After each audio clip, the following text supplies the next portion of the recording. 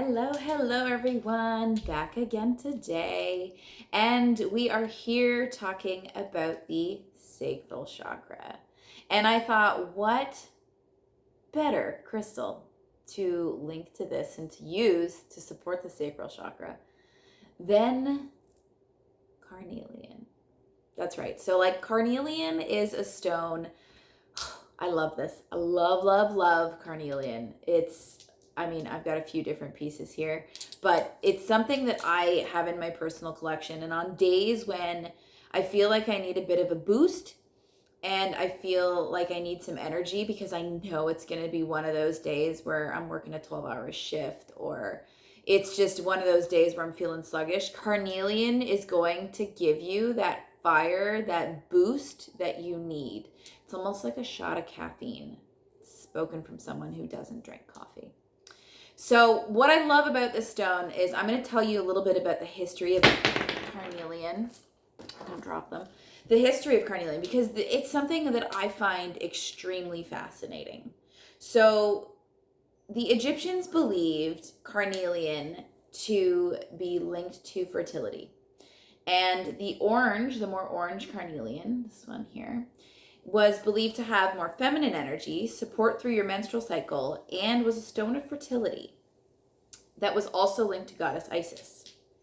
Then we have here, the more red ones. The red ones were believed, to have hold masculine energy and gave that fire energy and was worn in battle for courage. Okay, so what is it today?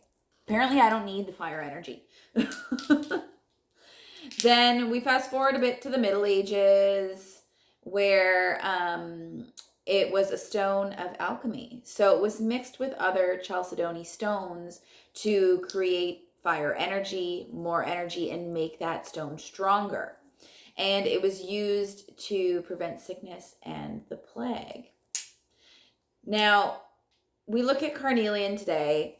I love the history of it, so I'm still tied to it. However, today, when we look at carnelian, let's talk about some of the properties of it. So carnelian is good because it stimulates tissue in your organs. It gives oxygen to blood flow and really supports your muscles and your body, your organs, why it supports the tissues and organs. We also have this, fiery energy to it, which I said at the beginning. So this fiery energy is one of those things that goes both ways. It's going to help you step into that fire. It's going to help you and push you to own your sexual identity and power. However, on days where you're just pissed right off from the day, at the beginning of the day, probably not a good idea to hold some carnelian that day, as it's going to feed that fire. So not a good stone to use when you're angry.